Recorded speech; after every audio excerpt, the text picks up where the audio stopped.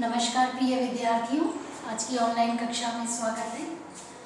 और पिछली कक्षा में हमने कल विकास से संबंधित उससे विस्तृत चर्चा हमने यहाँ पर प्रस्तुत की थी कि विकास क्या है और इसके संदर्भ में आज हम यहाँ पर बात करेंगे।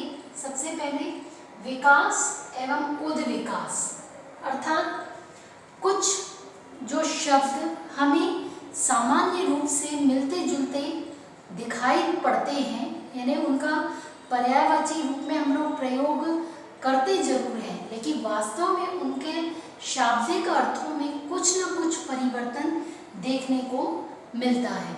उसी को हम थोड़ा सा यहाँ पर आज समझने का प्रयत्न करेंगे। तो विकास क्या है और उद्विकास क्या है, इसको समझने के लिए एक हम ये कह सकते हैं कि जैसे मान लीजिए उद्विकास को हम ऊर्ध्वगामी प्रक्रिया मानते हैं। ऊर्ध्वगामी प्रक्रिया मतलब कि जो आगे की ओर ही अग्रसर है और ऊपर की ओर मतलब उसका अधोगामी प्रक्रिया उसमें शामिल नहीं होती। तो उद्विकास क्या है, वो सदैव ही ऊर्ध्वगामी प्रक्रिया है। और इसके विपरीत हम देखें तो विकास क्या है, विकास ऊर्ध्वगामी मतलब ऊपर की ओर जाने वाला तो है ही है, लेकिन साथ में कभी कभी वो अधोगामी प्रक्रिया भी हो सकता है। अर्थात विकास में हमें दोनों आयाम देखने को मिलते हैं। कौन से? ऊपर की ओर और नीचे की ओर, अर्थात वो ऊर्ध्वगामी भी हो सकता है और अधोगामी भी हो सकता है। एक दूसरा हम अर्थ ये माने कि उद्विकास में क्या होगा, उद्विकास को हम नियोजित नहीं कर सकते, यानी उसको कोई प्लानिंग नहीं की जा सकती, वह एक स्वतः प्रक्रिया है। और विकास क्या है, जबकि इसके विपरीत विकास को करने के लिए हमें कोई ना कोई एक नियोजन करना पड़ता है, एक प्लानिंग करनी पड़ती है, उसके लिए एक रूपरेखा तैयार करनी पड़ती है। और उद्विकास में हमें नियोजन की, किसी भी प्लानिंग की आवश्यकता नहीं है, यह एक स्वतः होने वाली प्रक्रिया है।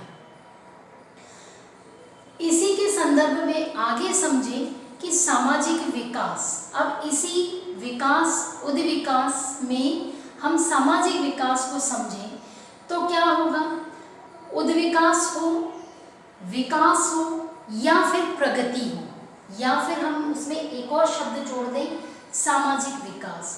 ये सभी जो प्रक्रियाएं हैं ये सामाजिक परिवर्तन की विभिन्न प्रक्रियाएं हैं।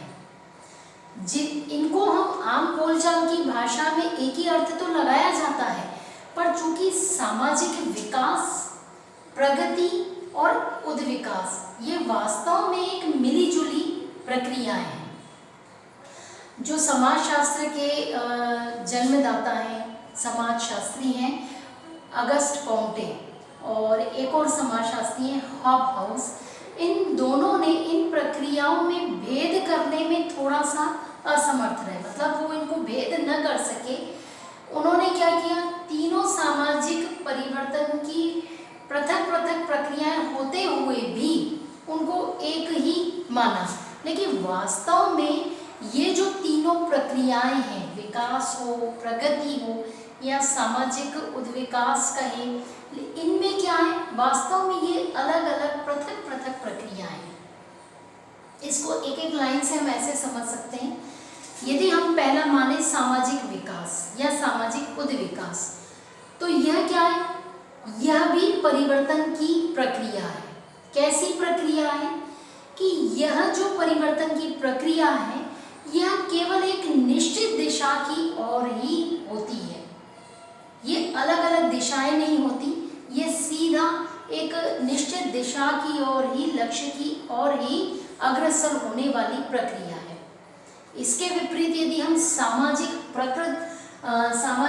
प्रगति को देखें तो क्या होगा, सामाजिक जो प्रगति है वह भी सामाजिक परिवर्तन की ही एक प्रक्रिया है, लेकिन इसकी जो अवधारणा है उद्विकास और विकास दोनों से भिन्न है।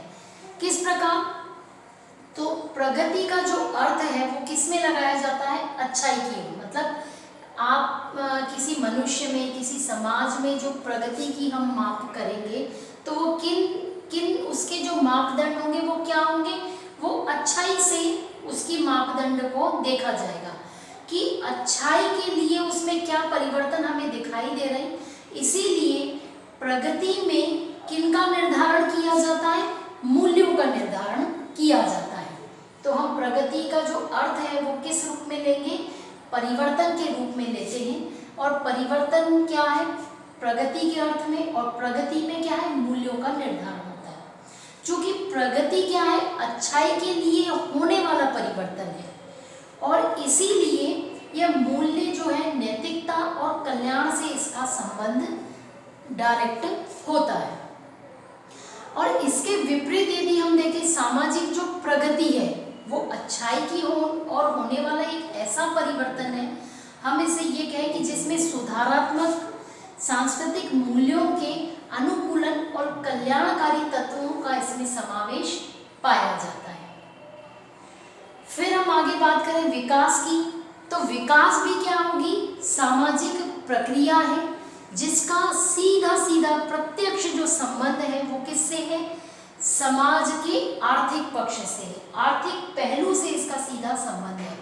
विकास की जो धारणा है वो सामाजिक विकास पर ही आधारित है। बिना आर्थिक विकास के समाज अपने उद्देश्यों को सही ढंग से प्राप्त नहीं कर सकता। इसलिए समाज के विकास में आर्थिक विकास का एक महत्वपूर्ण योगदान है। इसी